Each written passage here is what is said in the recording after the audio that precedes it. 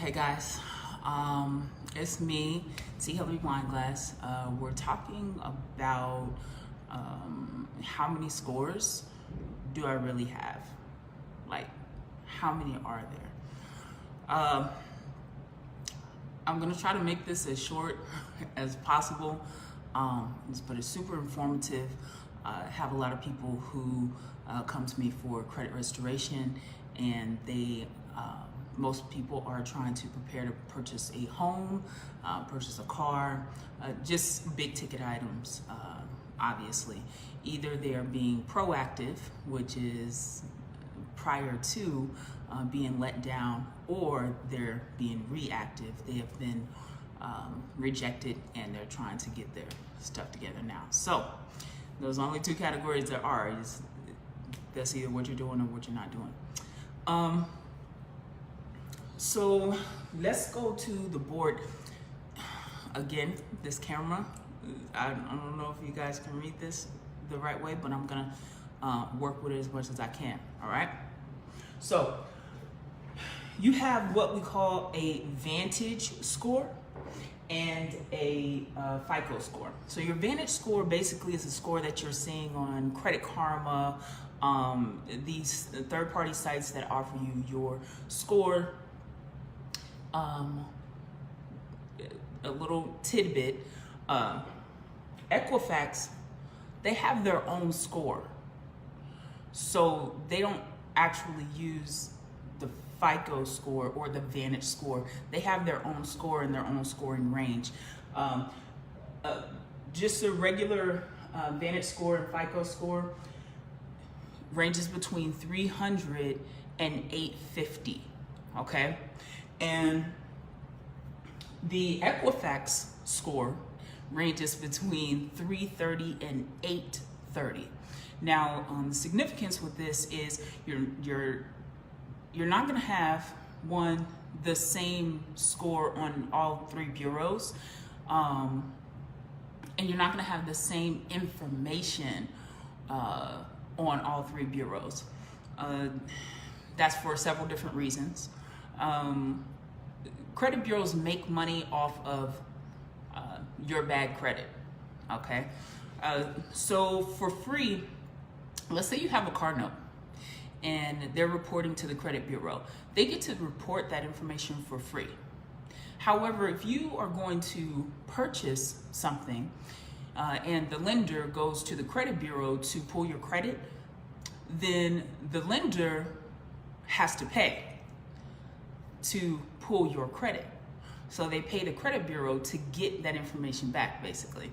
So the credit bureaus are information brokers. Also, they are not government entities, okay, at all. They're corporations making money. That's what they do. Actually, Experian, their headquarters is in Dublin, Ireland. So they're not even in the US, not their headquarters anyway. So I'm getting a little bit off track. let me go back over here. Hold on. Vantage score and the FICO score. Now they're not the same, but whenever a change is made, they're based off of most of the same things. Whenever a change is made, the numbers move in tandem. So it doesn't necessarily mean it's going to move the same amount. So if it moves 5 off your FICO, it doesn't mean it's going to be 5 on your Vantage. It could just be a couple on your Vantage. But they move in tandem because they're based almost off the same thing. I have a video out there. It's about the chemistry of your FICO or of your score, and it tells you how it's 35% payment history, 30% debt, so on and so forth. It breaks it down. You can find that on my YouTube. You can find it on this page. There will be a link to it, and this will stay on my live as well. So now your FICO, when you go buy a vehicle, they're not using the same FICO that they use when you go buy a house, okay? There is such thing as an auto FICO, okay? When you go to purchase insurance.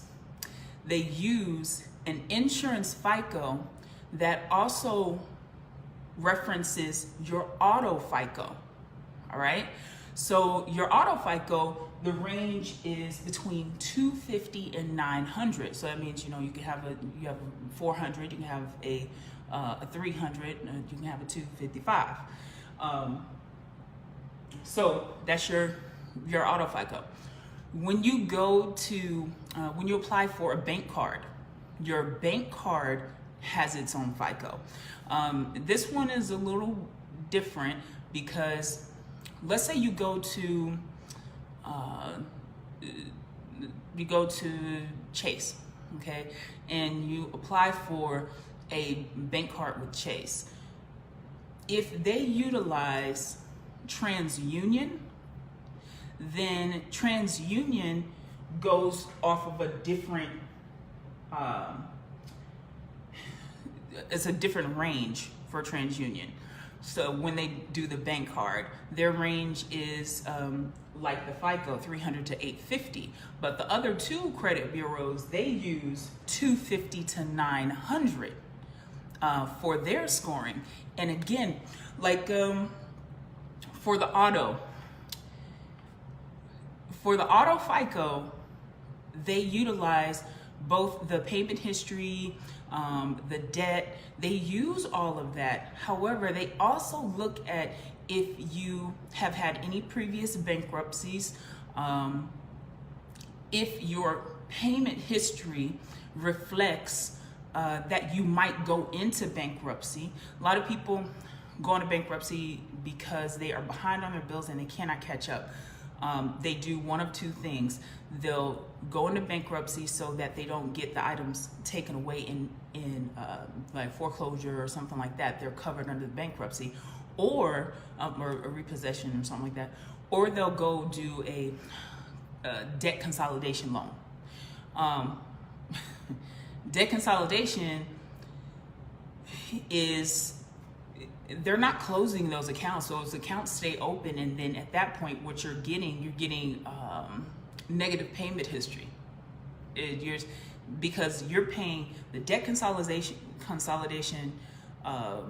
company a certain amount, and they're utilizing some of that for their fees, and then some of that to pay your debt. It works the same as a bankruptcy. Okay, so the bankruptcy stays on your credit, 7 to 10 years, that's what they give you. But the debt consolidation, you just don't have the title of bankruptcy, but it works in the same way. You still got late payments, you still are behind. However, the bankruptcy covers you. You're covered under that umbrella, so you don't have a foreclosure or a repossession if you have those items covered under the bankruptcy. Okay. All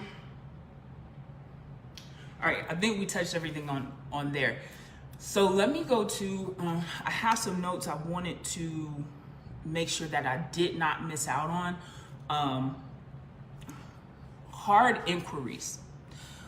People, if you have credit cards and you are trying to, you want to increase your limit, whenever you do a credit limit increase, then that's a hard inquiry. They're gonna pull your credit again. It goes off of everything brand new, whatever your current credit situation is.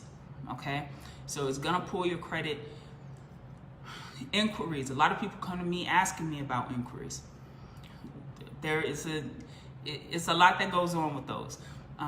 But let's talk about auto. They have this rolling 45-day time frame. Okay, so you go and they run your credit for a vehicle, and you go to one spot. You get approved, but you don't find what you want. Okay, let's say you do it that way, and you go to another spot. You say, man, they already ran my credit at this other place. Can I do it? Are you gonna run my credit again? They're gonna say, yeah. Okay. However, if it's within that rolling 45-day period, you can call the credit bureaus to see when is that 45-day rolling period over.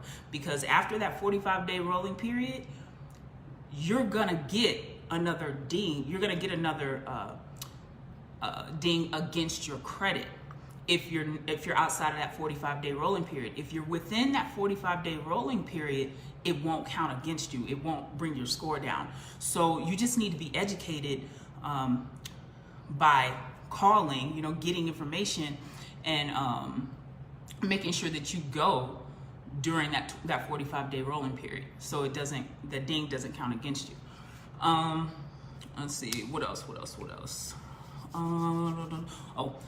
With all of the FICOs, keeping your FICO score high is gonna always be the same.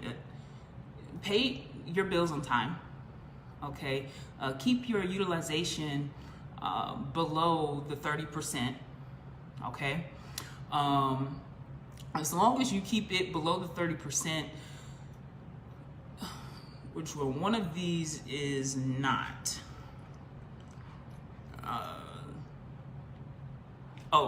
The bank card one. All right. On the bank card one, they would rather your utilization be 10% or lower. Okay. You'll get a higher limit if your balance is lower than 10% on the bank cards. All right. So I think that is all the extra info I had. Paying your bills on time, keeping your credit utilization lower. Establishing credit, length of time. That's just going to come from consistency, keeping an account for a consistent amount of time.